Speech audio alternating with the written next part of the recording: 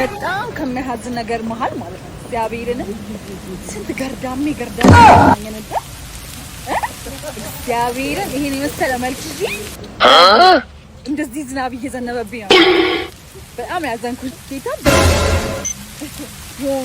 እግዚአብሔርን ታጠገቡ ያለው ስንወጣ ምን እንደሚመስሉ ለምንድነው ፋሎ የማታደርጉኝ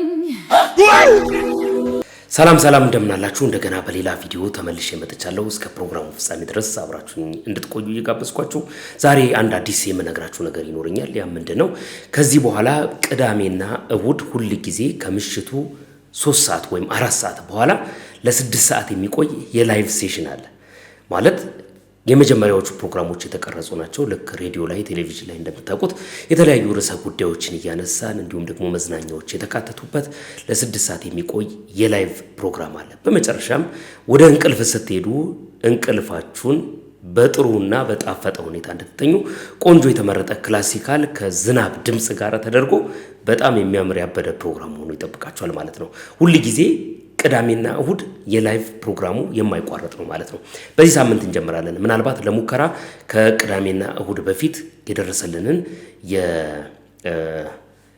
የሳምንቱን ማራቶን ፕሮግራም የምናስቃኛችሁ ይሆናል ማለት ነው ለዛሬ እንግዲህ በጣም በርካታ ቪዲዮዎች ናቸው ያስኩት እነሱን እያየን አብረን ሪላክስ በመናረጋው ሪላክስ እናረጋለን በሚያስተምረው እንማራለን በሚያዝናናው እንዝናናለን እንዲሁም ደግሞ እናንተን ሐሳብና አስተያየት በሚፈልገው ጉዳይ ላይ ሐሳብና አስተያየታችሁን እንደወትሮ ሁሉ በሐሳብ መስጫት ውስጥ በነጻነትና በጨዋነት እንድታኖሩልኝ ይፈልጋለሁ የላይቭ ፕሮግራሜን ማስታወቂያ ኮሚኒቲ ላይ ፖስት አድርገዋለሁ ለብዙ ሰዎች እንድታጋሩልኝ ይፈልጋሉ በተለይ በውጭ ሀገር የሚኖሩ ሰዎች ይህንን የላይቭ ፕሮግራም በደንብ ለመከታተል ምቹ ሰዓት ይሆንላቸዋል ይወዱታል ብዬ ተስፋ አደርጋለሁ እስቲ በውጭ ሀገር የምትኖሩ የኔ ቤተሰብ ይሆናችሁ ዛሬ በኮሜንት ሴክሽን ላይ እንዳገኛችሁ ኮሙኒኬት እንድናደርግ የትኛው ሰዓት ይመቻል የሚለውን በደንብ ከናንተ ጋር ለመነጋገር ወየበሉኝ ኮሜንት ሴክሽን ላይ ማለት ነው በጣም አመሰግናለሁ እስከ መጨረሻው ድረስ አብራችሁን ቆዩ ላይክ በማድረግ ጀምሩ መልካም ጊዜ ይሆንላችሁ በኢየሱስ ስም ሸንቃጣ ፍሪ አንሳት እንደገና አንሳት ሚራክል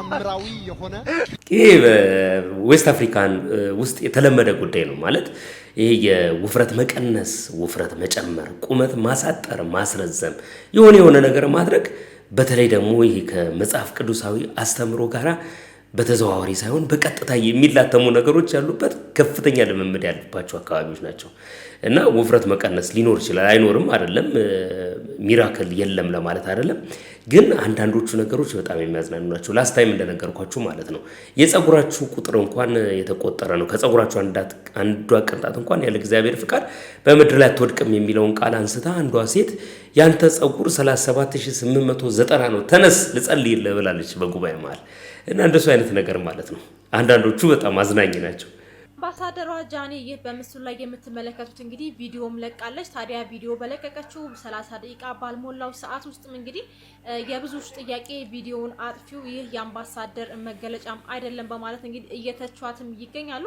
በራሷ የቲክቶክ አካውንት ፖስት ያደረገችው ጃኒም በአሁኑ ሰዓት ከፍተኛ ትችትም እያስተናገደች ትገኛለች ታዲያ ገና አምባሳደር ከመሆኑሽ እንዲህ አይነት ቪዲዮ አትልቀቂ በማለት ነው እንግዲህ የራሷ ኮሜንታተሮች እንግዲህ ኮሜንት እያደረጉላት የሚገኙ እናንተስ እንዴት አያችሁት ይህንን ፖስት እንግዲህ ገብታችሁ ቪዲዮውን መመልከት ትችላላችሁ ታዲያ ከፍተኛ ትችትም እያስተናገደችም ትገኛለች ምንም እኮ አምባሳደር ለመሆን እኮ በመጀመሪያ ደረጃ እኛ ሀገር ላይ በተለይ ደግሞ እንደዚህ ትልልቅ ድርጅት ያላቸው ሰዎች የናንተን ፎሎወር ብዛት እንጂ የሚያዩት ያላችሁን ዲሲፕሊን ያላችሁን የተለያየ የእውቀት ደረጃና መስፈርቶች ብሎ የሚያስቀምጧቸው ነገሮች የሏቸውም የታወቀ ነገር ነው ስለዚህ እቺ ልጅ ያላትን ነው ልትሰጥ የምትችለው ልትሆን የምትችለው እንዳላት እውቀት ልክና በደረሰችበት ቦታ ነው እና አስገራሚ ጉዳይ አይደለም ከዚህ ይልቅ የሚገርመው ምንድነው አምባሳደር የሚያደርጉ ሰዎች እንደ መስፈርት ያስቀመጡት ነገር አለመኖሩ የሚያሳፍር ነው በጣም ከዚህ የተሻለ ጠብቁ ሰዎች ልትኖሩ ትችላላችሁ እኔ ግን ከዚህ የተሻለ አምባሳደር በሚደረጉ ልጆች በጣም ውስን ከሆኑት በስተቀር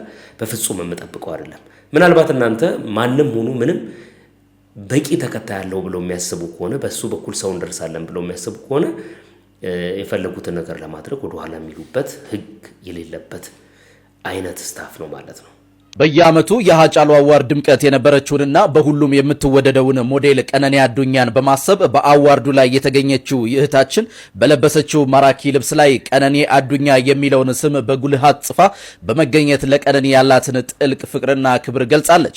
ይህ ክስተት በአዋርዱ ላይ ለነበሩ ታዳሚዎች በሙሉ ትልቅ ትዝታንና ስሜትን ቀስቅሷል። በእውነት ቀነኒ አዱኛ ሁልጊዜም በልባችን ውስጥ ትኖራለች። እናንተስ በዚህ ድንቅና ልብ የሚነካ የክብር አገላለጽ ላይ ምን አስተያየት አላችሁ? ሐሳባችሁን አስቀምጡልኝ። መልካም ጊዜ።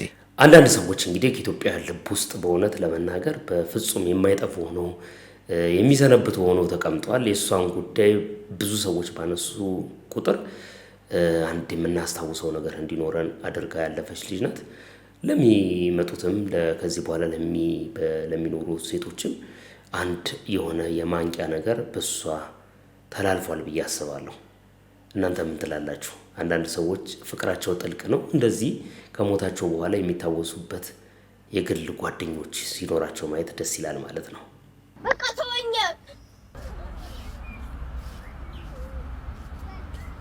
እኔ አረቺ ልጅ ላሸኔ ወድጃለሁ፣ ሞት ነው ልጣበሳት ወድጃለሁ። እኔ በቃ አንዷን ይዝዳሉ፣ አንታችኛዋን አጣድፋት። በቃ ይማችሻራ በቃ ይማችስታይ አንተረሙ ታገዳ ማን ነው የሚያሰራቸው ግን እንደዚህ አይነት ቪዲዮ? በጣም እኮ ነው የሚገርመው።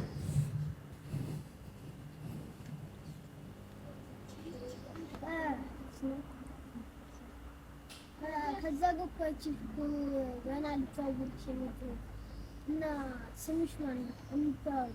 ስሜ ጂሪ ይባላል። በጣም ቆንጆዬ ነሽ እና ልታውቅሽ እፈልጋለሁ።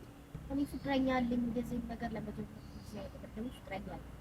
እኔ ፍቅሬ መጥቼ ስለገለጽኩልሽ ነው እንደዚህ የሚያደርግሽ። በቃ ፍቅረኛ አለኝ። ምን ሆነ ነው? አሰማም እንዴ? ምን ሆነ ነው? ምን ልመችኝ ነው እንደዚህ የምታካብጂ? በቃ ተወኝ። ፍቅሬ ስለገለጽኩልሽ ነው እንደዚህ አድርገሽ የምትሄጂ።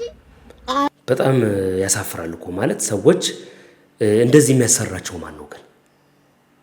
በጣም ማህበረሰብ ውስጥ ግን እግዚአብሔርን ነው የምላችሁ ይሄ ሞራል ቫልዩ የሚባል ነገር በፍጹም እየጠፋ ሰዎች በሚያሳፍር ነገር እንዲኮሩ ልጆችን ያለ እድሜያቸው በሆነ ነገር ደግሞ አጓጉል ነገር ላይ ኢንጌጅ እንዲያደርጉ የሚያደርጉ ትልልቅ ሰዎች እንደሆኑ በደንብ የሚያሳይ ነው። በጣም ያሳፍራል። በእውነት በጣም ነው የሚያሳፍረው። እኔ አሁን አንዳንዱን ጉዳይ ላይ ከመብዛታቸው የተነሳ ለመናገር ራሱ እድል ቢኖርም ሼም ይዛቸዋል። በቃ ሳትፈልጉ ማለት ነው። በጣም ነው የሚያሳዝነው። በጣም ያሳዝናል።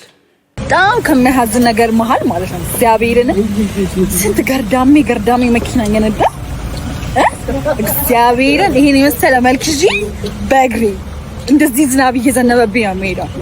በጣም ያዘንኩት ጌታ በጣም ያዘንኩት የሆኑ በጣም የሚገርማችሁ ነገር በርካታ ሰዎች በየዕለቱ ዛሬ 6ኛ ወይ 7ኛ ቀኑ ሊሆን ይችላል ምናልባት በትክክል እርግጠኛ አይደለሁኝም 6ኛ ወይ 7ኛ ቀኑ ነው የሚሆነው ቪዲዮውን ከለቀቀችው ልጅቱና ምናልባት በጣም ብዙ ሰዎች ደግሞ ራሱ ቪዲዮ እየሰሩበት ያሉ ሰዎች ተመልክቻለሁ። ፓርትቱ ነው ገና እንረግጥሻለን እያሉ ማለት ነው። እኔ ከሁሉ በላይ የገረመኝ የሷ ይሄንን ቪዲዮ መስራት ሳይሆን ደጋግማ ወጣ የምትናገራቸው ነገሮች ልክ አለመሆን የልጅቷን ግትርነት የሚያሳይ ነው ማለት ማህበረሰቡ እንደ ማህበረሰብ የተገነባበት የራሱ ስብዕና አለው። አንዳንድ ነገሮች በማህበረሰብ ውስጥ ተቀባይነት ላይኖራቸው ይችላል ወይም ደግሞ እናንተ ፕሬዘንት የምታረጉበት መንገድ ዲሲፕሊንድ ሊሆን ይገባል ከኖርንበት አኗኗር ላይፍ ስታይላችን የተነሳ ማለት ነው። ዘመናዊነት የማይቀይራቸው አንዳንድ ነገሮች ሊኖሩ ይችላሉና ሰዎች ለምን ያንን ነገር አድሚት ማድረግ እንደማይፈልጉ አላውቅም። ጥቂት ተማርን ብለው የሚያስቡ አይምሮአቸው ያልበሰለ በጣም ብዙ ነገሮች የሚቀርቧቸው ማህበረሰብ ውስጥ አንድ ነገር ኮንትሪቢዩት ያላደረጉ ሰዎች ትውልድን የሚያፈርስ ነገር ሲሰሩ ትመለከታላችሁና እንደዚህ አይነቱን ነገር ለምን እኔ ማለት ፕሮሞት ሲደረግ ማየቱ በጣም ነው የሚገርመው። ደግማ የምትሰራቸው ቪዲዮዎች ምንም እንዳልመሰላት የሚያሳይ እኔ መልክ ባይኖረኝ ኖሮ ሰባብራችሁኝ ነበር ብላ ወጣ ሰራች። ደግሞ የሰራችውን አንድ ቪዲዮ ላሳያችሁ። ሃይ ገርዳሚዎች ደህና ናችሁ? ላይ ከሐዋሳ ከግራጁዌሽን ስንመለስ ምን ልላችሁ ፈልጋለሁ መሰላችሁ? ቆንጆ ነኝ ማለት ትችላላችሁ። እኔ ደግሞ ራሴን በጣም ቆንጆ ነኝ። እንደኔ ቆንጆ ማንንም የለም። በጣም ቆንጆ ነኝ። እንኳን ዝናብ አይደለም ፀሐይ ሊነካኝ የሚገባ ሰው አይደለም። ባይደይ ራሳችሁን እንደዛ ማለት ትችላላችሁ። መብታችሁ ነው። ለምን ቆንጆ አለች ራሷ። ኧረ በስመ አብ ቆንጆ ነኝ፣ በጣም ቆንጆ። የራሴ ስራ አለ፣ ማስተርስ ያለኝ። ያላችሁ ነገር አድንቁ፣ ውደዱ። ያላችሁ ነገር አፕሪሺየት አድርጉ። ሰው ሀብታም ኢትዮጵያ ውስጥ ሀብታም ሆኖ ራሱ ሀብታም ነኝ ማለት አይችልም። ኢትዮጵያ ውስጥ ላይክ ብራግ ያደርጋል ስለሚባል ማለት ነው። ድክርት ብሎ ሰው ሰላም አይልም እንዳይባል ሰው ሰላም ብሎ የሚገባ የሚወጣ። ያችን ክሊማንጃሮ ደግሞ ማለት ክሊማንጃሮ ፊት እንትን በሏት። ከሀገርሽ ተሰደሽ ኖርሽ ቆየሽ፣ በቃሽ ተመለሽ እኔ ቁምብርስ በሏት። አዎ ቆንጆ ብላ ታርጋ ብሬኖች ታደርጋና ቆንጆ ሁሉም ያውቃሉ። ቤት አይደለም ያደኩበት ሀገርም ያውቃሉ፣ ሰፈሩ ሁሉ ያውቃሉ። ቆንጆ ነኝ። እናንተ ቆንጆ ናችሁ። ከፈለጋችሁ ካልፈለጋችሁ ገርዳሚ ናችሁ። መምረጥ መብታችሁ ወይ። በመሰረቱ የሚመስለኝ አንድ ትልቅ ጉዳይ የእሷ ገርዳሜ ብላ የተናገረችው ቃል እንጂ ቆንጆ ነኝ ማለቷ ሰው አላስቆጣም። ብዙ ሰዎች እንደውም ቆንጆ ነሽ፣ አዎ እሺ ቆንጆ ነሽ፣ ግን ውስጣዊ ውበትሽን ለምንድነው በዚህ መልክ ለምንድነው የውጭውን ነገር እንዲያበላሽ ፍቃድ የምትሰጪው? የተናገርሽበት መንገድ ትክክል አይደለም የሚሉ በጣም ጨዋ የበሰሉ ሴቶችን ተመልክቻለሁና አሁንም እሷ እዛ ቁንጅናው ላይ የቆየች ነው። ውበት ከንቱ ነው፣ ደም ግባትም ሐሰት ነው። ውበት ከንቱ ነው፣ ደም ግባትም ሐሰት ነው። እግዚአብሔርን የምትፈራ ሴት ግን እሷ ተመሰገናለች የሚለውን ቃል ብዙም ገና አልደረሰችበትም ይመስለኛል። እዛ እንትኑ ላይም ራሱ ገና ናት። የመንፈሳዊ ተቋም ውስጥ እየተማረች ነው። ገና በቅርብ ነው የተጠመቀችው። ምናልባትም ደግሞ እዛ ቦታ ላይ አልደረሰች ሊሆን ይችላል።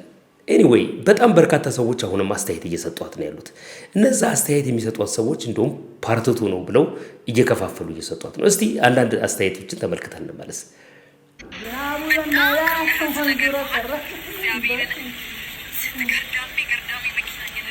እንግዲህ ሁላችሁ መተናል። ምንድነው ልል የፈለኩት ኖርማሊ ያው ሳንዘጋጅ ነው የወጣ ነው። ላይፍ ብዙ ያስተማረን ሰዎች ነን እና ምን ልላችሁ ነው ሴንቴቲክ አፍ ነሽ እናት። ድጋሚ ቅድም የረሳሁት ስድብ ሴንቴቲክ አፍ እና አስተካክዩ አፍሽን። ምክንያቱም በጣም ብዙ እጃቸው በበረኪናና በእንትን ሞቶ ስንት ጀግናዎች አሉ። በዛ እጅ BMW ምናምን የጨበጡ ልጆች ገባሽ ጀግኖች አሉ። አንቺ ባወራሹ ልክ ነው የምትገመችው። አሁን አንቺን እርግጠኛ ነኝ በቁ ብር ምናምን ነው ወንድ የሚፈልግሽ ከዚህ በኋላ። ምክንያቱም ራስሽን ያቆምሹ በመኪና ላይ ነው። መኪና እኔ መንዳት ምናምን መኪና እኮ ጎበዝ ከሆንሽ ከሰራሽ ወንድ በቃ ጎበዝ ሴት ከሆንሽ ዋይ ኖት ልትነጂ ትያለሽ። ግን በመልክሽ የምታስቢ ከሆነ ይሄ መልክ እኮ ነገ ይጣመማል እናቱ። ከምሬ ነው የምልሽ። የሆነ ነገር ቢደርስብሽ እኮ ይሄ መልክ የለም። ደግሞ መልክ የለሽም። ምንድነው የለስላሳ መክፈቻ ነው የምትመስዪው እንዴ? እውነቴን ነው። የለስላሳ መክፈቻ ነው ይሄ። እራሪ ድሮ ቲማቲም ድንች የሚታጠብበት እንትን ነው ወክሹ ወንፊቱ እቤት ድሮ የነበረ አውጪ እሺ እሱ ነው የሚመስለው። እዚህ አካባቢ ግንባርሽ እንግዲህ የብርጭቆ ማጠቢያ የድሮ የደንበጫ ማጠቢያ ብሩሽ ነው የምትመስዪው ረጅሙ ሀገሬ ሽቦ። ኧረ በስመ አብ መጥፋት ታናገኝ ብቻ እኛ ለመናገር የሞከር ነው። አንዳንዴ ገባሽ ሳንፈልግ ታስወሩናላችሁ ሴቶች አላችሁ የምታሰድቡ። እኛ ለትክክለኛ ሴቶች ሰርተው ገብተው ለፍተው ልፋታቸው ላልተየላቸው ሴቶች ነው መቆም የፈለግነው እንጂ ለእንዳንቺ አይነቷ ዣንጥላ የሌለሽ በስምሽ መኪና የሌለሽ አይንሽ ላይ ሁላ እኮ ዝናቡ እያረፈ ነው። ከዚህ አልፎ እዚህ ላይ እየመጣ ነው እና ዣንጥላ ሳይኖርሽ መኪና መመኘትሽ ያስቃል። ለዚህ ፊትሽ ዣንጥላ ካለሽ እንዴት ነው መኪና የምታገኙ? አራቺ መቼ ማታገኙ? ሲንጀር አትነጅም አንቺ። ቆንጆ ነኝ ትላለሽ፣ ቆንጆ ነኝ ትያለሽ። አፈርፋሮ ፊትሽን እንትን ላይ አርገሽ ዙም ላይ አርገሽ ነው የሚመስለው። እግዚአብሔር ዙም ላይ ነው የሚመስለው። ዙም ነው የሚመስለው እንደዚህ አርገሽ እናት አከርከሩ ፊት የድሮ ይሄ የድሮ አበሻ ቢራ ላይ ያሉት ሰዎች አውሻቸው ጸጉርሽን አፍሮ ብታረጊ እነሱ ነው የድሮ ትዝሽን እንደዚህ እና እንደዚህ እነሱ ያመጎሻቸው እነሱ ነው የሚመስለው። ካፍሮ ባትብት እኔ ልናገር ብዬ ጨርሰችው። በጣም አንዳንድ ሰዎች እንግዲህ በጣም ሙድ ያዙባት ነውና ምናልባት ንግግሯን ብታርም የተሻለ አክሴፕትድ የምትሆንበት መንገድ እያለ የስድቡን መንገድ መርጣለች። እንግዲህ ሰው በመረጠው መንገድ ነው መሄድ ያለበት፣ መብቷ ነው ብለናል እኛ አሁን እሷን ልናጸድቅ ወይ ልንኮነን ሳይሆን ሰዎች እንዲናገሯት እድል የሰጠችው ራሷ መሆኗን እንድታውቅና በተለይ ደግሞ እየተናገሯት ያሉት በውበቷ ምክንያት ወይ በቆንጆ ነኝ ባለችበት ንግግሯ ነገር ምክንያት ሳይሆን ማንም ገርዳሜ የሚመስል ሰው መኪና ሊይዝ እንደሚችል በደንብ እርግጥ ነው። ምን ችግር አለው መያዙ? ከሰራ ማንም ሊይዝ ይችላል። ገርዳሜ ሆነ ቆንጆ ሆነ ሰራተኛ ሆነ የፈለገ ነገር ሆነ ከሰራ መኪና ሊይዝ እንደሚችል ሰርቶ ብቻ አይደለም ሰው ጠብሶም ይዞን አይተን እናውቃለን። ሰርቆም ይዞን እናውቃለን። የተለያየ ነገር አድርጎም ሰው መኪና ይዞን እናውቃለን። እና ግን በዚህ ደረጃ ራሷን ፕሬዘንት ያደረገችበት መንገድ ራሷን ለትችትና ዘለፋ አሳልፎ የሰጠ ነው የሚለውን ለመናገር ነው። ገርዳሜ ሃይ እንዴት ናችሁ? ኑ ቻሌንጅ እንጀምር። እኔም ገርዳሜ ነኝ። በእኔ አሁን ከአንዷ ገርዳሜ ለእንዳንቺ አይነት ምቀኛ የተሰራውን ቪዲዮሽን ተቀበይ። በጣም ነው እንደ መኪና መንዳት የምትወጂው? እንደዛ ከሆነ ቶሎ በይ አሁን በሽቦ ሰራ አድርጊና እሱን መንዳት ነው። ካልሆነ እኔ አስደርግሻለሁ።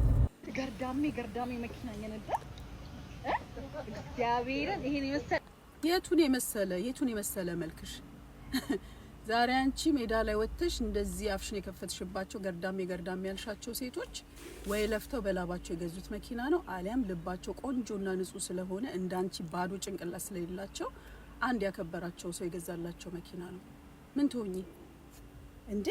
ቤተ ክርስቲያን ውስጥ ቁጭ ብለሽ ሰው የእግዚአብሔርን ቃል እያስተማረ ቆይ ከመቼ ወጥቼ እንደዚህ አይነት የወረደ ቪዲዮ ሰርቼ ምናምን ብለሽ ራስሽን አደባባይ ላይ ቅናትሽን እንደዚህ ታሳብቂያለሽ? ምን አይነት እንደው አንቺ ባለጌ ብለሽ እንደው ስድብ ይሆናል? ስድብ አይሆንም። ያ ሰውዬ እንዳለው ባለጌ ስድብ አይደለም ማንነትሽ ነው ብሏል። ስድብና ግጻጼ ባለጌ ይሄው ስድብ አይደለም። እንዴት ብልግና ነው ነገርኩ። እሺ ገርዳሚዎቹ መኪና ኖራቸው እንዴት እግዚአብሔርን አታመሰግኙ? እግዚአብሔር አነሳቸው፣ እግዚአብሔር ከፍ አረጋቸው። ምን አይነት አስተዳደግን ያሳደጉሽ? ሰው እኮ እግዚአብሔርን ለማመስገን ተመልከቱ። አንቺ ለጠራሻቸው ገርዳሜ ላልሻቸው ሰዎች እግዚአብሔር ያደረገውን ነገር እዩ፣ እግዚአብሔርን አመስግኑ ብሎ ነው ሰው ቪዲዮ የሚሰራው እንዴ። መቼም በዚህ ሴትዮ ዙሪያ ያላችሁ ወዳጃችን ብላችሁ ከዚህ በኋላ ከሷ ጋር እንደማቀጥሉ ተስፋ አለኝ። በማታውቃቸው ሰዎች እንደዚህ በቅናት መንፈስ ተነሳስታ ቪዲዮ የሰራች ሴትዮ ለእናንተ ምን ማለት እግዚአብሔር የሆነ ነገር ሲያደርግላችሁ ምን አይነት ንዴት ሊገባ እንደሚችል መገመት ቀላል ነው። በጣም ነው የምትደብሪው። ደግሞ ካፈርኩ አይመልሰኝ እስካሁን ቪዲዮቿን ካለ ማጥፋቷ ሌላ ቪዲዮ መስራቷ እንዴ ኳለችብን፣ ተውረገረገች ጌታን እግዚአብሔር ምናምን እያለች እስቲ ውሃ ጠጪ ከአገልጋዮች ምናምን የተራረፈ ውሃ ምናምን የቦትል ውሃ ምናምን ፈልገሽ እሱን ነገር ልብሽ ላይ ጣል አድርጊ እስቲ ተንፍሺ። እንደው የራይድ እንኳን ከፍለሽ መሄድ የማትቺ ሜዳ ለሜዳ በዝናብ እየተቀጠቀጥሽ የምትሄጂ ሴትዮ አጠገብሽ ገንዘብ ኖሯቸው ወይ ደግሞ ሰው ገዝቶላቸው መኪና የሚነዱ ሰዎች ላይ ሙድ ስትይጂ እንደው አታፍሪም? እባብን የልቡን አይቶ እግር ነሳው ማለት አንቺ ነሽ። በነገራችሁ ላይ ቅናት የሚባለው ነገር ቃየል ወንድሙን በቅናት ተነሳስቶ ነው የገደለው። ታውቃላችሁ፣ አቤልን የገደለውና ቅናት ማለት ለምን ለኔ አልተደረገልኝም ሳይሆን ለምን ለሱ ተደረገለት የሚል ክፉ ሰይጣናዊ መንፈስ ነው። አቤል ለእግዚአብሔር ባቀረበው መስዋዕት እግዚአብሔር እሱን ስለተቀበለው እንጂ ቃየል እግዚአብሔር የሱን መስዋዕት ስላልተቀበለው አይደለም የተጣለው። እንዴት ሰው ለሰው ተደረገለት ብሎ ይጣላል? እንዴት ለኔ ያልተደረገልኝም ብሎ አይጠይቅም? በጨዋ ደንብ በጣም የሚያሳፍረው እኮ እግዚአብሔርን ቅናት ነው። በነገራችን ላይ ይሄ ቃየል ወንድሙን በቅናት ተነሳስቶ የገደለበት ሚስጥሩ ይሄ ነው። ለምን ለኔ ያልተደረገልኝም ሳይሆን ለምን እኔ ተቀባይነት አላገኘሁም ሳይሆን ለምን ወንድሜ ተቀባይነት አገኘ፣ ለምን ወንድሜ ተደረገለት ነው። ክፉ ሰይጣናዊ መንፈስ ነው። ሰው ያስገድላል። በነገራችን ላይ በጣም ከሚያሳዝን ነገር መሀል ማለት ነው ስንት ገርዳሜ መኪና እየነዳ ይሄን የመሰለ መልክ ይዤ በእግሬ እንደዚህ ዝናብ እየዘነበብኝ ነው የምሄደው። ካጠገቡ ያሉ ሰዎች ማለት ነው ከቸርች ምን እንደሚመስሉ ደንቄ ብርቅ ያለች ፋጤ ወራቄ እውነቷን ነው። የኔ እናት ከቸርች ነው ወይስ ከክለብ ነው የወጣችሁት? ምን ትላለች መሰላችሁ? አያቴ ዳስ ሲንቀባረቅ የራበውን የሚመስሉ አለች። ውላ ዳረን በቃ ከአያቶች ጋር ነህ። በቃ ተረት ብቻ። መልክስ የእግዚአብሔር ስራ ነው። በዚህ ጸባያሽ ግን ከነ ድንግልናሽ ነው መቀመቅ የምትወርጂው። ድንግልና የት መጥቶ? አንተ ስለ ድንግልና የምታውቀው ነገር የለም። አፋፌን አትበለኝ። ከረሳቱ ጣና አውጣ። ከክለብ ውጪና በርከክ ብለሽ መኪናም ትዳርም እንዲሰጥሽ ወደ ፈጣሪ ጸሎት አድርጊ። አዎ ምን ነው እንዳፍንጫሽ ሐሳብሽ ረዘም ሾጠጥ አለሳ ናውጣ። በመልክ ቢሆንማ መኪና የሚገኘው የኢትዮጵያን ሴቶች በሞላ የመኪና ባለቤት ይሆን ነበር። ለማንኛውም ለቤቱ አዲስ ከሆናችሁ ፎሎ፣ ላይክ፣ ሼር፣ ኮፒ ሊንክ እንዲሁም ሪፖስት መደረጉ እንዳይረሳ። ቻዩ በጣም ብዙ ሰዎች ናቸው ገና የሚወርዱብሽና በየቀኑ የምትሰሪያቸው ቪዲዮዎች የራስሽን ስንፍና እያሳበቁ ስለሆነ ቻዩ እስቲ ቆይ አንዲት ልጅ ደግሞ የምትናገረው ነገር በጣም ኮንስትራክቲቭ ሀሳብ እንስማ። እሺ እኔስ እንዴት ነኝ? ደህና ነኝ? አልፌያለሁ ፈተናን ወይስ በጣም ገርዳሜ ነኝ? ገርዳሜ መሰሉ ሰዎች ስላልሽ ብዬ ነው። ለማንኛውም የትኛው መኪና መሸጫ ሄደሽ በመልክ መኪና ገርዳሜ ነው ፍቅርሽ? እኔ በታክሲ ሲሄድ የሚሰማኝ የነበረው ስሜት በመኪና የሚነዳ ሰው ሳይ እኔ በታክሲ እየሄድኩ የሚሰማኝ ስሜት መቼ ነው ግን መኪና የምነዳው ብዬ ነው የማስበው እንጂ እኔ ከእነሱ የተሻልኩ ቆንጆ ሆኜ እነሱ እንደ መኪና ይነዳሉ ብዬ በህይወት አስቤ አላውቅምና ትንሽ ፖዚቲቭ መሆን የሚያስፈልግ ይመስለኛል። አይደለም ምንም ኮንትሪቢዩት ያላረግሽበትን መልክሽን ሰርተሽ ያገኘሽውን ገንዘብሽ ላይ ራሱ መመጻደቅ አትችይም። ምክንያቱም ሁላችንም ነገ ምን እንደሚያጋጥመን አናውቅም። ኦኬ ዛሬ የምንነዳው መኪና ነገ ልናጣው እንችላለን። ዛሬ የምንኖርበት ቤት ነገ ልናጣው እንችላለን። ዛሬ ያለን ገንዘብ ኤቭሪቲንግ ነገ ልናጣው እንችላለን እና እግዚአብሔር ሲፈቅድ ነው ሁሉ ነገር የሚሆነው። እግዚአብሔር እስኪ አንተ ፍቃድና ጥሩ ስራ ስጠኝ፣ መኪና የምንነዳበት ሁኔታዎችን አስተካክልልኝ ብለሽ መጸለይ ወደ ሰማይ። እሺ እኔ ፍቅር። በነገራችን ላይ መኪና የሚይዙ ሰዎች ሁሉ ስማርት ናቸው፣ ጎበዝ ናቸው፣ ቆንጆ ናቸው፣ ሰርተው ለፍተው ነው ያመጡት ማለት ብቻም እንዳልሆነ በዚህ አጋጣሚ ማወቅ አለባችሁ። እግዚአብሔር እድል ጊዜ ሰጥቷቸው ተመቻችቶላቸው በጊዜ ያዙ ሰዎች ሊኖሩ ይችላሉ። በፍጹም ምንም ሳይለፉ ደግሞ መኪና የያዙ እማቃቸው ልጆች አሉ። ለምሳሌ እኔ አንድ ማቀው ልጅ አለ። በፍጹም መኪና ለመግዛት ያዋጣው ምንም አይነት ከልጅነት ውጪ ማለት ነው ለቤተሰቡ ልጅ ነው። ተማሪ በነበረበት ካምፓስ ሳይገባ ተማሪ በነበረበት ጊዜ ይነዳ የነበረውን መኪና በደንብ ነው ማስታውሰው። እኛ የሽቦ መኪና እንኳን በቅጡ በማንይዝበት ጊዜ እሱ በጣም ቆንጆ መኪና ይነዳ ነበረ። ተመርቆ ወጥቶ በጣም ቆንጆ የሚባል ትምህርት ተምሮ ወጥቶ የቤተሰቡን ነገር አልፈልግም ብሎ ራይድ ይሰራል። እማቀው ልጅ ነው የምነግራችሁ። እና ሁሉን ነገር ከሆነ ነገር ጋር ማያያዝ ትክክል ነው ብዬ ስለማላምን ነው። እስቲ ደግሞ አንድ ሌላ ቪዲዮ ነኝ። ሰላም እንዴት ናችሁ? በቀደም አንድ ልጅ ቪዲዮ ሰርታ ነበርና እኔ ገርዳሜዎቹ መኪና እየያዙ እኔ በእግሬ እየሄድኩ እስኪ ከኔና ከሷ ገርዳሜ ማን ነው ፍረዱ።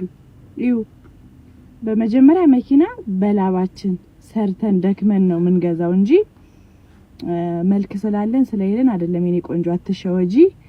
ጥረግረ ስራ ብሏል። ጥረሽ ግረሽ ስሪ። ይሄ ለወንድ ብቻ አይደለም፣ በአዳም ጊዜ ነው የቀረው። አሁን ለኛም ይሰራል ጥረግራ ብላ የሚባለው። እሺ ውዴ ባይ። ተቃበይ ይዝሽን እንግዲህ መዋጥ ነው። በጣም ብዙ ሰዎች የተለያየ አስተያየት እየሰጡ ነው የሚገኙትና እንደ ሁሉንም ለማቅረብ እዚህ ጋር በጣም ከባድ ነው ብዬ አስባለሁ። የሁሉንም አስተያየት አቅርበን ጊዜያችንም አይበቃም። አሁን አንድ ሁለት ሰዎች ሶስት ሰዎች አሉ የሚቀሩኝ፣ ግን እነሱን እንደው በሌላ ቪዲዮ ካላመጣሁላችሁ በስተቀር በፍጹም እዚህ ጋር ተጨማሪ አድርጎ እነሱን ማቅረቡ ጊዜያችንን ከመውሰድ ውጪና ትዝብት ከማትረፍ ውጪ ምንም የሚተርፈን ነገር የለም። አንድ ልጅን ብቻ ግን ሰምተን ብንመለስ አሪፍ ይሆናል ብዬ አስባለሁ። እስቲ እንስማና እንመለስ። እግዚአብሔርን ስንት ገርዳሜ መኪና እየነዳ እግዚአብሔርን ይሄን የመሰለ መልክ ይዤ በእግሬ እንደዚህ ዝናብ እየዘነበብኝ ነው የምሄደው። በጣም ያዘንኩት ጌታ፣ በጣም ያዘንኩት። እሺ እንደኔማ ሐሳብ እቺ ልጅ እኮ በምራት ነበር ሐሳቤ፣ ግን በጣም ብዙ ሰው ነው ሜንሽን የሚያደርገው፣ በጣም ብዙ ሰው ነው የሚልከው።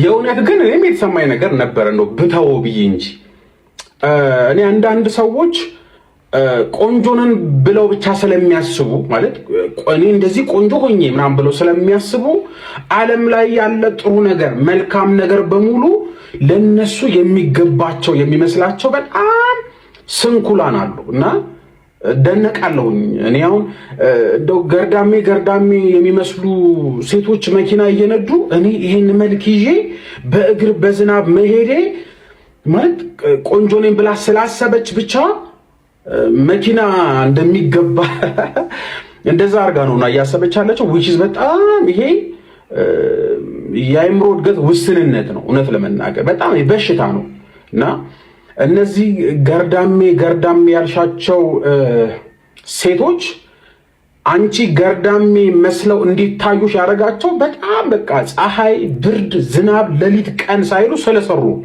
ስለሰሩ ነው። በቃ ማለት ጊዜያቸውን ለስራ ስለሰጡ ነው እንጂ አንቺ መኪና ሳይኖርሽም እንደ አንድ ጋሎን ሙሉ ደግሞ ሊፕስቲክ ተቀብተሽም እንደዛ አያቅታቸውም። እነሱ አያቅታቸውም። እውነት ለመናገር ስራውን መርጠው ጎንበስ ብለው ሌሊት ወጥተው ከጅብ ጋር ከማታ ጋር ከፀሐይ ጋር ከሐሩር ጋር ተጋፍጠው ነው የሰሩት እንጂማ እንዳንቺ ራሱ ሆነው እንዳንቺ እንደምታስቢው ደግሞ የሆኑት በምን አይነት መልኩ ደግሞ እንደሚያመጡት እናውቀዋለን። ስለዚህ በጣም ያሳፍራል። በእውነት ደግሞ ከቤተ ክርስቲያን ደግሞ ማለቷ ደግሞ የባሰ ነውና የሚያሳዝነው። እርግጥ ነው አይ ቲንክ አዲስ አማኝ ትመስለኛለች፣ ግን ይሄ ባይሆን ቢታረም የመጀመሪያው ጥሩ ነውና ማንም ሰው ከሰራ ማንም ሰው ከለፋ በቃ ማያመጣው ማያገኘው ነገር የለም። የመጀመሪያው ሁለተኛው ደግሞ እነኚህ ሴቶች መናቅ ደግሞ ዋጋ ያስከፍላል። honestly speaking እነኚህ ሰዎች ገርዳሜ ሳይሆን ሊባሉ የሚገባው ሊሸለሙ ነው የሚገባው። ከነሱ ልምድ ቀረብ ብለሽ እንዴት አመጣችሁ ነው የሚገባው እንጂ ኧረ በኢየሱስ ስም ቅንነቱ ካለማ መሆን የነበረበት እንደዛ ነው። አንድ ሰው ሲናገር እንደዚህ ያለ የ80 ዓመት ልምድ ለማግኘት 80 ዓመት መኖር አይጠበቅብህም። 80 ዓመት የሞላውን ሰው ግን በትህትና ቀረብ ብለህ መጠየቅ ይኖርብሃል ነው ጥያቄው። ለዛ ነገር እናንተ ብቃቱ አላችሁ? 80 ዓመት የሞላውን ሰው በትህትና ቀረብ ብሎ ለመጠየቅ ብቃቱ አላችሁ ወይ የሚለው ነው። እንደው የሰው ነገር መመኘት በጣም መጥፎ ነው። እሱ ብቻ ሳይሆን እኔ አንድ ያየሁት ቪዲዮ ነበር በጣም በሳቅ ነው የገደለኝ። ግን እንደው እዚህ ጋር ባሳያችሁ አንዳንድ ሰዎች እራታችሁን እየበላችሁ ሊሆን ይችላል፣ ምግብ እየበላችሁ ሊሆን ይችላል፣ ምሳ እየበላችሁ ሊሆን ይችላል። በጣም ይህንን ጉዳይ ኤክስፕረስ የሚያደርግ ቪዲዮ ነው። ግን አላሳያችሁም። ለምን መሰላችሁ? ትንሽ ለእናንተ የሚሆን አይነት እናንተን ከማክበር የተነሳ የሚሆን አይደለም። ግን በደንብ አድርጎ ይህንን ኤክስፕሌን የሚያደርግልኝ ቪዲዮ ነበረ። ሌላ ቃል ላሳያችሁ እችላለሁ። እንቀጥል ወደ ቪዲዮአችን። እስቲ ሌላ በጣም አሪፍ የሆኑ ቪዲዮዎች አሉ፣ እነሱም ብናይ ይሻላል። አሁን ለሷ የጊዜው መልእክት በቂዋ ነው ብዬ አስባለሁ። እናይ ድንግል ሴት ካጣህ ቆመ ቀር እንጂ ማንም ጥቤ የተጫወተባትን ማንም የተጸዳዳባትን ማንም ጨምላቃ ማንም ጮምልቁልቅ ሲግማ የተጫወተባትን ማንም የማንም ሙድ መያዣ የሆነችን እንደገና ደግሞ አንተ ላይ ሙድ ለመያዝ እሷን ከምታገባ የእውነቴን ነው መነግር። በጣም ተጽዕኖ ፈጣሪ ወንድ አይደለህ እንዴ? አንድ ጥያቄ ልጠይቅ። የወንዶች ጉድ የወጣው መች ነው?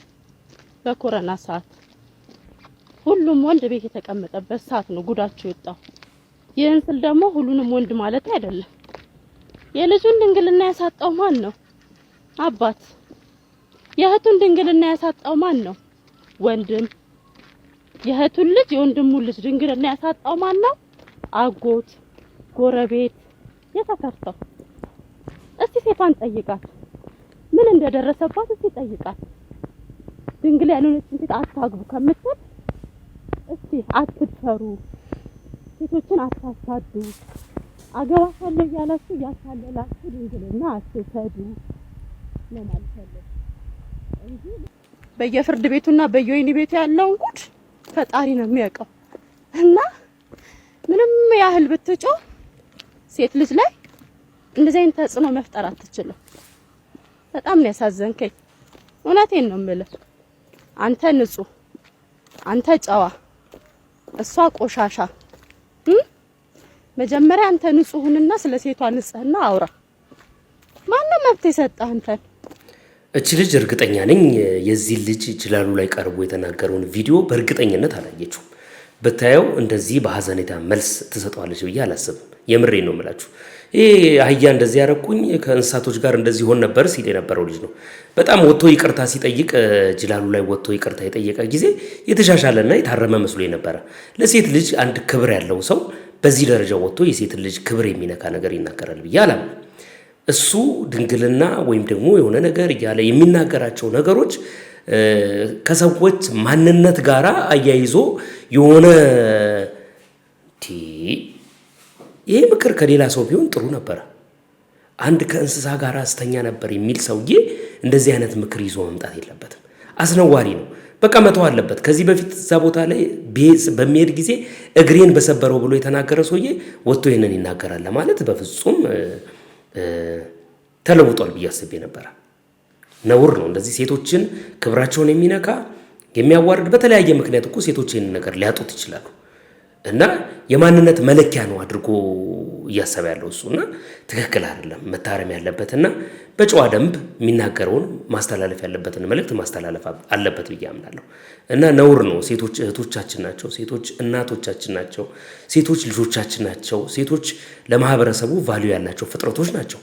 በዚህ ደረጃ ወጥተህ ለመናገር ማን እድሉንና ማን ስልጣኑን እንደሰጠ ባላቅም የምትናገራቸው ነገሮች ሁሉ ጊዜ ሴቶችን የሚያጣጥልና የሚያዋርድ ነገር ነው። ስነ ስርዓት ቢኖርህ ጥሩ ነው። የትኛውም ወንድ ጎሽ ይለኛል ብለህ አስበህ ከሆነ ተሳስተሃል። ሊታረም ይገባል ይህ ጉዳይ። እኔ የምላችሁ ደከመን እንተኛ ብለን ተኝተን ደክሞን የምንነሳው ነገር ምን ጉድ ነው? እኔ ብቻ ነኝ እሱላችሁ ነው? ደክሞኛል ብዬ ልተኛ ገብቼ ስነሳም ደክሞኝ ነው የምነሳው። ለነገሩ የእድሜ ጉዳይ ነው። እድሜ እንደሄደ ያወቅኩት ልጆቼን አጫውታለሁ ብዬ ቁም ሳጥን ውስጥ ተደብቄ እንቅልፍ ወሰደኝ ቀን ምን ያህል እድሜ እንደቆሰቆሰ ያወቅኩት እዛው እንቅልፍ ወሰደኝ። እና ይሄ ደክሞናል ላረፍ እንበል ብለን እንደገና ደክመን የምንነሳው ነገር ግራ ስለገባኝ እናንተም ጋር አለው ይላችሁ ነው አመጣጤ። ሐሳብ ስጡበት እስቲ። ብቻ እኔ ምን አገባኝ? ይመቻችሁ እናንተ። የትላንትናው ቪዲዮ ላይ በሳቅ ነበር የገደለኝ። ትላንትና ምን አለ ልጄ ከኬጂ ያው ልተመረቅ ስለሆነ እንዳትጠይቀኝ ይሄ ነገር ምንድነው ብላ ስጠይቀኝ አንድ አጭር ሰውዬ አገብቶ ነው ሰርጉ ነው ብያልኳት አለ። የትላንትናው ነው የጻን ልጅ ኬጂ በጣሪያው በኩል ወጥቶ መኪናው ላይ የሚታየው አንድ አጭር ሰውዬ አገብቶ ሰርግ ነው እንጂ ሌላ ነገር አይደለም ብያልኳት ያለው ነገር በጣም ነው ያሳቀኝ። ዛሬ ደግሞ እንደገና ልጆቼን ላጫውት ገብቼ እንቅልፍ ወሰደኝ። በጣም ነው ደስ የሚለው። ሀበሻ ሆናችሁ ሃይኪንግ ይሄ ቴንት ውስጥ ማደር ከዛ ደግሞ ትራዲሽናል ላይፍ ምናምን የሚመቻችሁ ሰዎች በጣም የምትገርሙ ማለት ከሞቅ አልጋችሁ ከቤታችሁ ወጥታችሁ አፈር ላፈር ቴንት ዘርግቶ ማደር ማለት ነው። ማለት ፈረጆች እኮ ይሄ እሱን ላይፍ ስላልኖሩት ነው፣ ስለማያውቁት ነው። እንዲህ መጎሳቆልን ምናምን ስለማያውቁ ነው መጎሳቆል የሚያዝናናቸው። እኛ ለምንድን ነው እንደዛ አይነት ላይፍ የሚያዝናናን? እውነት እኔ አይገባኝም። የሰው ፕሬፈረንስ ነው፣ መብታቸው ነው። ግን ሃይኪንግ ተራራ ለተራራ 2 ሰዓት 3 ሰዓት መውጣት እኔ መኪናዬ ድረስ ማለት ነው ቤት ውስጥ የሚወስደኝ መኪና ባገኝ ደስ ይለኛል። እስከ መኪናዬ በእግሬ ባልራመድ ማለት ነው። በቃ ጭራሽ ደጅ ማደር መስኮት ከፍቼ እንኳን እኔ ዞር ማለት እንዴት እንደምፈራ ምናምን ይገባብኛል ብዬ ጭራሽ ይሄ አትክልት ተክላችሁ ሁሉን ነገር ፋርም ኖሯችሁ ቺክን ኖሯችሁ እንቁላል ሰብስባችሁ የተከላችሁትን ሃርቨስት አርጋችሁ ምናምን ማለት ኩኪንግ እና ክሊኒንግ ስራው አንሶባችሁ ነው ሌላ ስራ የምትጨምሩት። ፈረንጆቹ እኮ አዲስ ብርቅ ስለሆነባቸው ነው፣ እነሱ ፋብሪካ ብቻ ስለሆነ የሚጠቀሙት ብርቅ ስለሚሆንባቸው ነው እንደዛ አይነት ነገር የሚተክሉት የሚኮተኩቱት ምናምን ማለት ነው፣ ጋርደን የሚኖራቸው። እኛ በቃ ሁሉ ነገር ናቹራል ነው እንግዲህ እስከምናውቀው ድረስ ማለት ነው። መቼም በፋብሪካ የሚመረት ነገር አንበላም። ለምንድን ነው እንትኑን መስራቱን መድከሙን የምንወደው? ታድላችሁ ወይስ እኔ ላይፍ ሰልችቶኝ ነው ገና በዚህ እድሜ ደክሜ ነው እንዲህ አይነት ነገር የሚያስጠላኝ? እና ኤኒዌይስ ትሬቨር ነው ያለው ትዝ ይለኛል ሁሌ ስለ ሃይክ እና ስለ ሄበቴንት ስለ ማደር ስለ ካምፒንግ ምናምን አውርቶ እኔ ከሀገር የወጣሁት የተመቸ አልጋ ላይ ልተኛ ነው። እዛ ሀገር ቤት አያቴ ምን ትለኛለች ምናምን ያለው ሁሌ አይረሳኝም። እና ነጮቹ ስለማያውቁት ያን ላይፍ ይመቻቸው፣ እኛ ግን ኤኒዌይስ ይመቻችሁ። ደግሞ እንዳትቆጡኝ እንዳትሰድቡኝ ጀስት ሴይንግ የተሰማኝ። አንዲት ልጅ የሆነ ቀን ስትናገር ሰምቻለሁ አንድ ቪዲዮ ላይ እና እኔ ሌሊት ራቁታችሁን የምትተኙ ሰዎች ምን ሆናችሁ ነው? ሌሊት የመሬት መንቀጥቀጥ ቢነሳስ፣ ሌባ ቢገባስ፣ የሆነ ነገር ሀፕን ቢያደርግስ ራቁታችሁን ልትሮጡ ነው ወይ?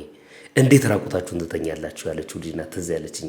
ምናልባት ይህንን አድቬንቸር የሆነ ላይፍ ኢንጆይ የሚያደርጉ በጣም ኢትዮጵያውያኖች እንዳሉ እኔ ማቃቸው የግል ጓደኞች የሚሆኑ ፋርምም ያላቸው ማቃቸው ልጆች አሉ። ፈረንጅ ያንን ነገር ስለማያውቀው ነው ማለት ይከብዳል። በደንብ የሚያውቁት ያንን ላይፍ የሚያውቁት አሉ። ግን ወደ ሌላው ሀገር ወደዚህኛው ወደኛ ሀገር ምናምን ሲመጡ ያለው ኢኮሎጂው በጣም ምርጥ ስለሆነ ያንን ኢንጆይ ማድረግ ስለሚፈልጉ ምናምንም ይመስለኛል በግሌ እና አንዳንዶቹ ነገሮች እንትን ናቸው ብዬ አስባለሁ። ያው ከፍላጎት ጋር በቀጥታ የሚያያዙ ናቸው እንጂ ፈረንጅና አበሻ የመሆናችን ጉዳይ ነው ብዬ አላስብም። የአህያ ስጋ በልተህ ታውቃለህ? አላውቅም። አይተህ ታውቃለህ? አላውቅም።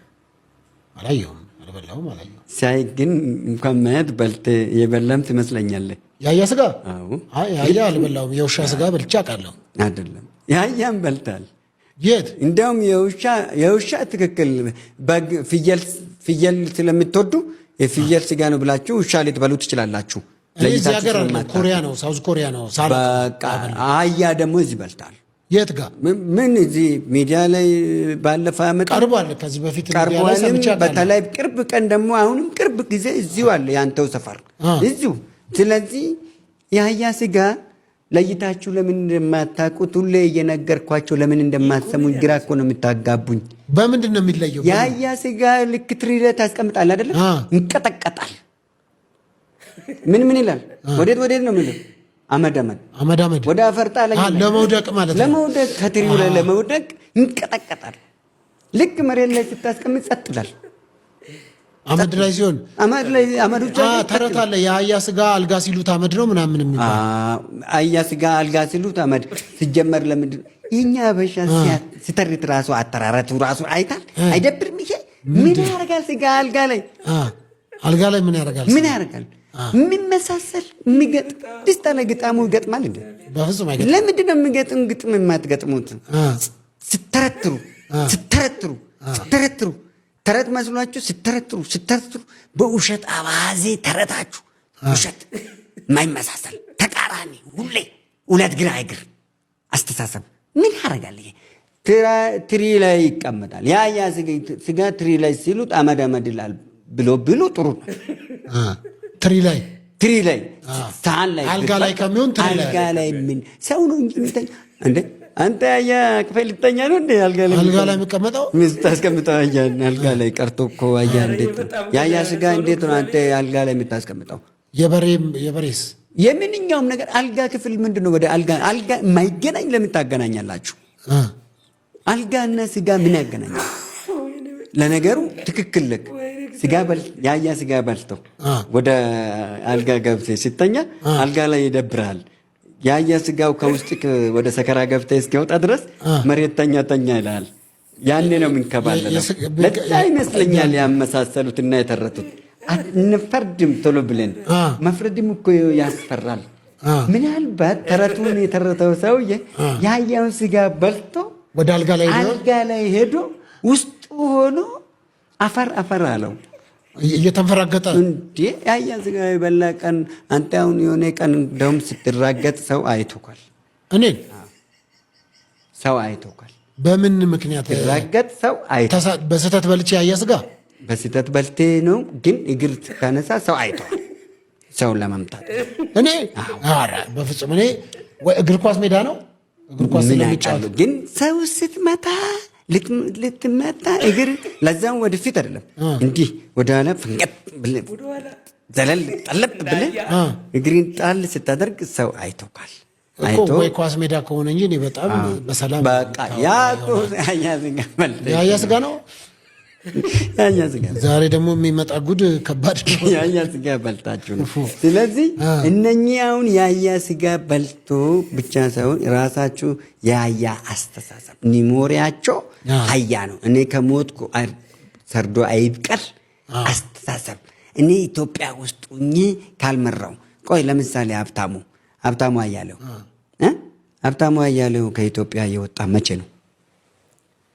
ወይኔ ሰውዬ በጣም ነው እግዚአብሔርን የሚያዝናናኝ። እኔ በጣም ነው የሚያዝናኝ። በነገራችን ላይ ብዙ ሰዎች የሱን አዝናኝ ነገር ለማየት እንጂ ቁም ነገር ፈልገው የሚሰሙት አይመስለኝም። በጣም ነው የሚያዝናናው። የሚናገረው ነገር ሁሉ ስለ ሴቶች ትላንትና የተናገረውን ሰምታችኋል። በጣም ነው ሙትት ያልኩት። በቃ ወይ እግዚአብሔር ተአምር አይደል እንዴ? በእግዚአብሔር አንዳንዱ ሰው እኮ የሚያደርገው ነገር በጣም ተአምር ነው። እስቲ ይህንን ቪዲዮ እንመልከት። ከውሻ ጋር በተያያዘ ውሻ ከሰሞኑን ውሾች በሆሳና ከተማ እየተደረገባቸው ስላለው አሰቃቂ ነገር ብዙ ሰዎች ቪዲዮ ሰርተዋል። ይህንን ቪዲዮ ግን ማየት ይኖርባቸዋል። በጥሩ መልኩ ፕሬዘንት አድርጎታል። በሌላው ዓለም ላይ ምን አይነት አመለካከት ሊያሰጥ ይችላል የሚለውን ነገር ቆንጆ በሆነ መንገድ ፕሬዘንት አድርጎታል። እስቲ እንስማና እንመለስ።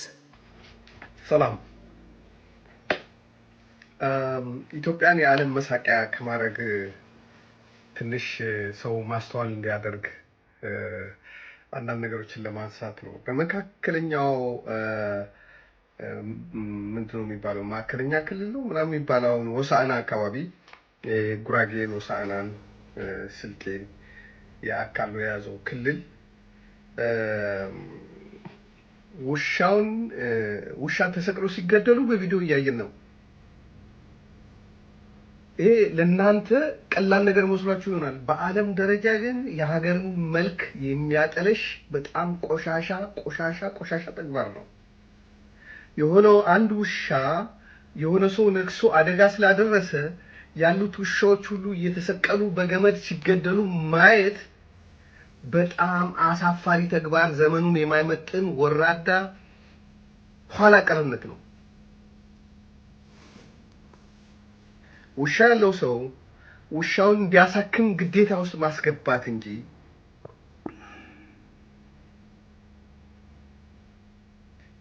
የአካባቢው ጤና ቢሮ የውሻዎች ክትባትና ሕክምና ቢሮ በማቋቋም ውሾች እንዲታከሙ ማድረግ እንጂ ውሾች በአደባባይ እየተሰቀሉ ሲገደሉ ዓለም ምን ይላል?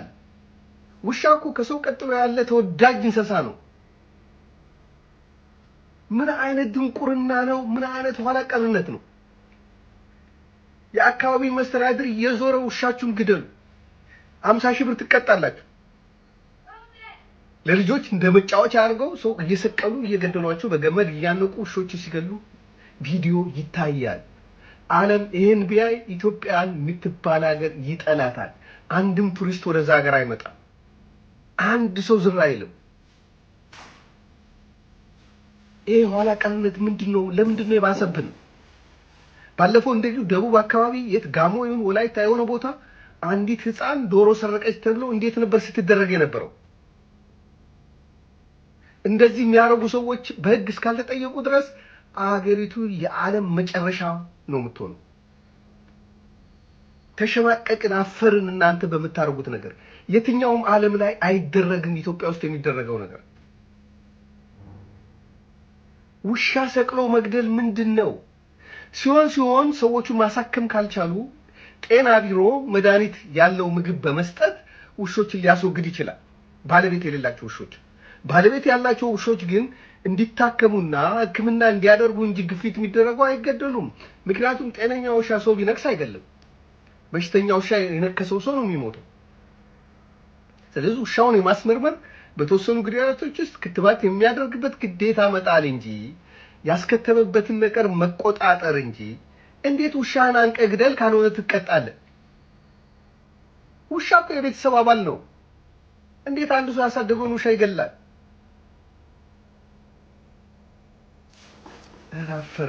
አፈርን። የዛ ሀገር የባለስልጣናት ምንም ከእውቀት ነፃ ናቸው ማለት ነው። ዓለም በምን ሁኔታ ላይ እንደምትሄድ እንደ ውሻ እኮ ምርጡ እንስሳ ነው። ከእንስሳት ውስጥ ለሰው ቅርብ የሆነ ወዳጅ እኮ ነው። ሰዎች እኮ በሌላ ሀገር ስትረስ ምናምን ያለባቸው ሰዎች እኮ ውሻ ምናምን መንግስት እየደጎማቸው ውሻ ከነሱ ጋር እንዲኖር ይደረጋል። ኧረ እንፈር በካችሁ። እኛ ተሳቀቅን እኮ። የት ንግባ? ቲት ያሳዝናል። ትክክል ነው። እንግዲህ ትናንትና አንዲት እናት እንዴት ስታለቅስ እንደነበረ ከልጆች እኩል የማየውን ውሻ አውጥተሽ ግደይ ያሉኝ ወይም ደግሞ 50 ሺህ ብር ትቀጫለሽ፣ ትታሰሪያለሽ፣ 3 ወር ነው ምናምን ትታሰሪያለሽ ተባልኩኝና እያየውን አውጥተው የገደሉብኝ ብላ ስትናገር በጣም የሚያሳዝን ነገር ሰምተናልና አሁን እንደውም ጊዜው ተሻሽሏል። ውሻ የሚከተቡ ሐኪሞች በየቤቱ የሚሄዱ ዶክተሮች በትክክል ወረቀት ያዘጋጃሉ። እኔ ውሻ ስላለኝ አውቃለሁ። ወረቀቱ ላይ መች የምን ክትባት እንደተከተበ ስለሚሰፍርበት ምንም ግራ የሚያጋባ ነገር የለም። ያንን መቆጣጠር ይቻላል። ባለቤት ያለው ውሻ ማለት ነው። ውጭ ግን የትኛው መንገድ ላይ የምናያቸው ውሾች እንደተናገረው በማዘጋጃው በኩል መድኃኒት በመስጠት በፊት እንደሚደረገው ከተማ ውስጥ ባለቤት የሌላቸው ውሾች ስርዓት ባለው መንገድ ማስወገድ እየተቻለ እጅግ በጣም ዘግናኝና አሰቃቂ በሆነ መንገድ ያንን ነገር መፈጸም ስማችንን የሚያጠፋ ነገር እንደሆነ በትክክል ሊታወቅ ይገባል ማለት ነው። አካባቢ ላይ ያሉ አስተዳደሮች በዚህ ጉዳይ ላይ መልስ ይሰጣሉ ብዬ እጠብቃለሁ። እጅግ በጣም የሚያሳዝን ነገር ነው። ለምንድነው ፋሎ የማታደርጉኝ? ውድ ተመልካቾቼ ለዛሬ ያስኩላችሁ ቪዲዮ ይሄንን ይመስል ነበር። እንደተዝናናችሁ አንድ ነገር እንዳገኛችሁ በጣም እርግጠኛ ነኝ። እስከ መጨረሻው ድረስ ከቆያችሁ ታዲያ ላይክ ማድረጋችሁ እንዳይዘነጋ፣ ኢንጌጅመንታችን እንዲጨምር ታደርጋላችሁ። የሰሞኑን የላይቭ ፕሮግራማችንን የቅዳሜና የእሁዱን የላይቭ የ6 ሰዓት የላይቭ ቆይታችንን እንድትመለከቱ እጋብዛችኋለሁ። በውጭ ሀገር ያላችሁ ወዳጆቼ፣ ቤተሰቦቼ በኮሜንት ሴክሽን ላይ ዛሬ እንድታሳውቁኝ የምፈልጋቸው ነገሮች አሉ። የትኛው ሰዓት ምቹ ነው፣ በየትኛው ሰዓት ያ ላይቭ ላውንች ቢደረግ ብዙ ሰዎች ገብተው ላዩት ይችላሉ። በጣም ቆንጆ የሆነ የመዝናኛ ስብጥር ያለበት በውስጡ የተለያየ እናንተን የሚያሳትፉ ነገሮች ያሉበት ቆንጆ ፕሮግራም ይሆናል ብዬ ተስፋ አድርጋለሁ። በሳምንቱ ውስጥ አበይት የነበሩ ክስተቶችን ሪቫይዝ የምናደርግበት በዛውም ደግሞ ከእናንተ ጋር የምንወያይበት እናንተ ሀሳባችሁን የምታሰፍሩበት ነው የሚሆነው። ቆንጆ ይዘት ይኖረዋል ብዬ ተስፋ ከማድረጋቸው ፕሮግራሞች ውስጥ አንዱ ነው። የቅዳሜና የእሁዱ ላይፍ እንዳያመልጣችሁ። ያንንም ለማድረግ በውጭ ያላችሁ ቤተሰቦቼ ያላችሁን ሐሳብ በኮሜንት ሴክሽን እንድታቀርቡኝ እፈልጋለሁ። ቀጥታ ኮሙኒኬት እንድናደርግ የምትፈልጉ ከሆነ ደግሞ የቴሌግራም ዩዘር ኔም አስቀምጥላችኋለሁ። በዛ ዩዘር ኔም በኩል መገናኘት እንችላለን ማለት ነው። በሌላ ቪዲዮ ተመልሼ እመጣለሁ። መልካም ጊዜ፣ መልካም ቆይታ ይሆንላችሁ።